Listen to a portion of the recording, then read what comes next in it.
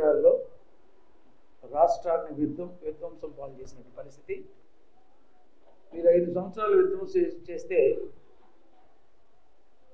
50 రోజుల్లో జరగబోయే ఎన్నికల్లో ఫ్యాన్ రెక్కలను విధ్వంసం చేసేదానికి ప్రజలు సిద్ధంగా ఉన్నారు.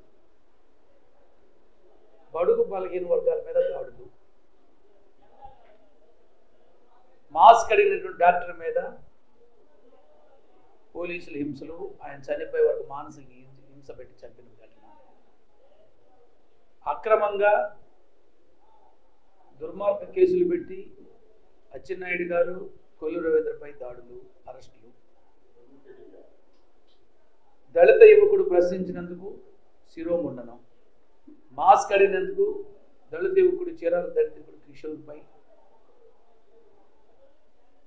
దాడి, చంపేయటం, ఇలా ఎక్కడ పెట్టిన రాష్ట్రం అంతా కూడా విధ్వంస పరిపాలన జరుగుతుంది.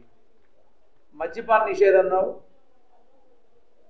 ఆ మద్యం కూడా చీప్ లిక్కర్ పెట్టి ప్రజల ప్రాణాలతో ఆడుకునేటువంటి ఒక అత్యంత దుర్మార్గంగా ఆ మద్యం తెచ్చి ఇవాళ జనం అనారోగ్యం పాలై హాస్పిటల్ పాలై ఎంతోమంది ప్రాణాలు కోల్పోతున్న సందర్భం. అనేక సంక్షేమ కార్యక్రమాలు అన్నాం. 56 కార్పొరేషన్ పెట్టినా ఒక్క కార్పొరేషన్ ద్వారా కూడా ఒక్క లోన్ ఇవ్వలేదు. అదేవిధంగా సబ్సిడీలకి కేర్ ఆఫ్ జగన్మోహన్ రెడ్డి అన్నావు. ఏ సబ్సిడీ ఇచ్చిందో తెలియదు.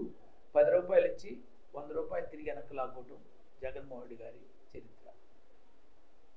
మద్యం షాపుల ముందు మొట్టమొదటిసారిగా ఉపాధ్యాయుల్ని వాళ్ళకి ఆ మద్యం కంట్రోల్ చేసేదానికి షాపుల దగ్గర కంట్రోల్ చేసేదానికి నియమించినటువంటి ఏకైక ముఖ్యమంత్రి ఆంధ్రప్రదేశ్ చరిత్రలో జగన్మోహన్ రెడ్డి గారు. జగన్మోహన్ రెడ్డి గారు చెప్పేవన్నీ కూడా అబద్ధాలే. ఎక్కడ కూడా బడుగు బలహీన వర్గాల సంక్షేమం లేదు.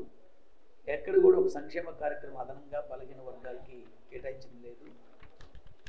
అదేవిధంగా అనేక స్కామ్లు నిత్యం ఈ మైను, వాయిను, శాండ్ ఇవన్నీ స్కామ్లు జరుగుతూ కోటాను కోట్ల రూపాయలు దోచుకుంటూ రాష్ట్రాన్ని అప్పుల ఆంధ్రప్రదేశ్గా తయారు చేసిన